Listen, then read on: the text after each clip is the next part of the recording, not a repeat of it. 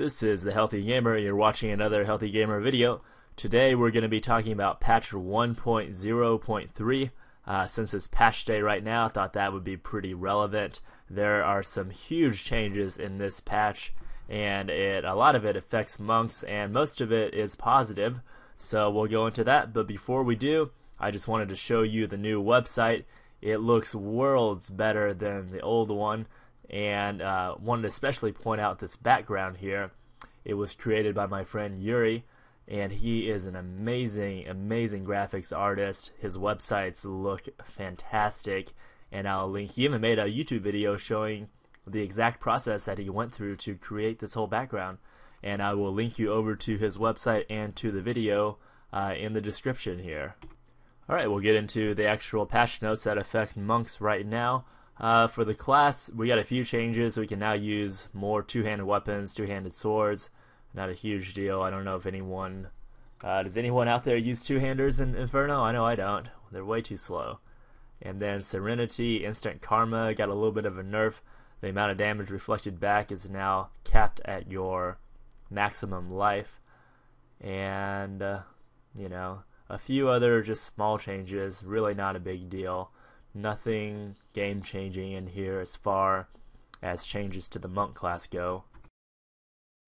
Okay, now we can talk about the item changes. This is probably the biggest area of change in 1.0.3. Attack speed got a huge nerf by about 50% across the board on all items except for quivers, so that doesn't apply to monks. So all of our attack speed items got a 50% nerf.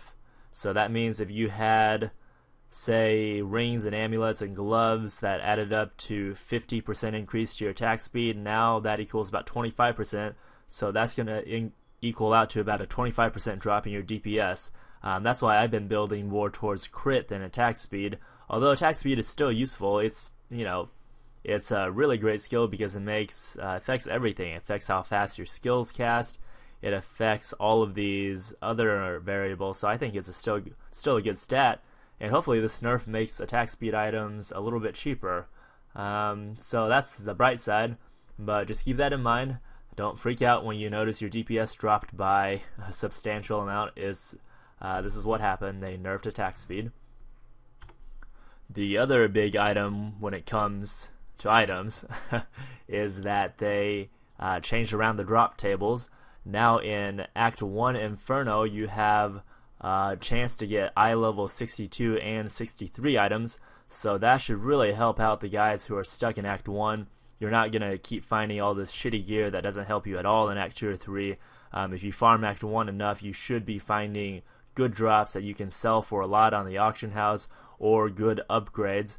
And this also carries over into Act 2, 3, and 4, where you can see in Act 3 and 4 you have an 8% chance to get eye level 63 items, whereas in Act 1 you have a 2% chance. So if you can efficiently farm Act 3 and 4, you're still better off doing that. But if you can't, you can still make progress farming Act 1, and that's really great news for everyone who's been struggling and who's been stuck. This should definitely help out your progression.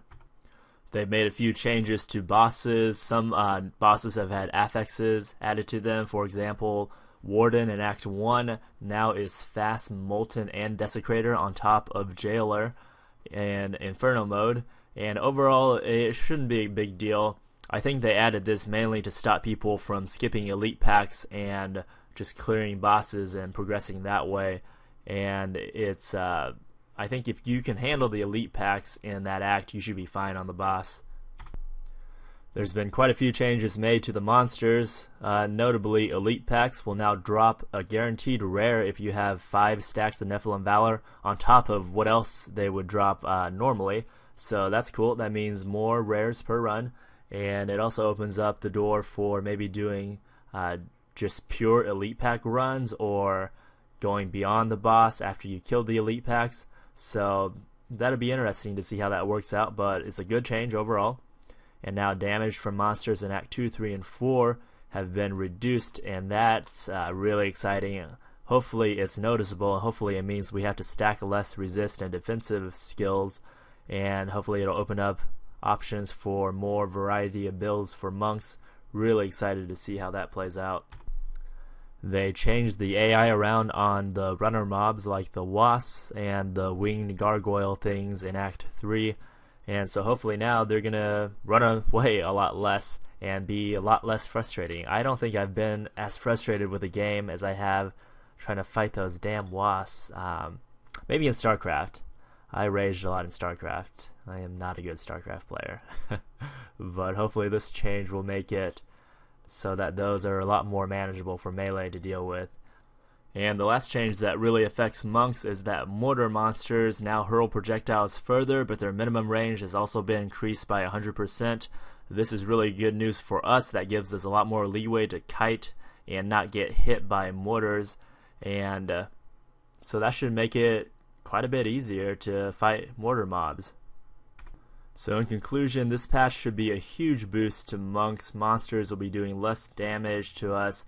We'll be able to farm Act 1, all the acts more effectively, but you'll be able to get upgrades in Act 1, and some of the most annoying mobs for us, like the goddamn wasps, should be a lot less annoying to fight. We did get a little bit of a nerf with attack speed, but I think overall this should help us out. Really excited to see how it goes.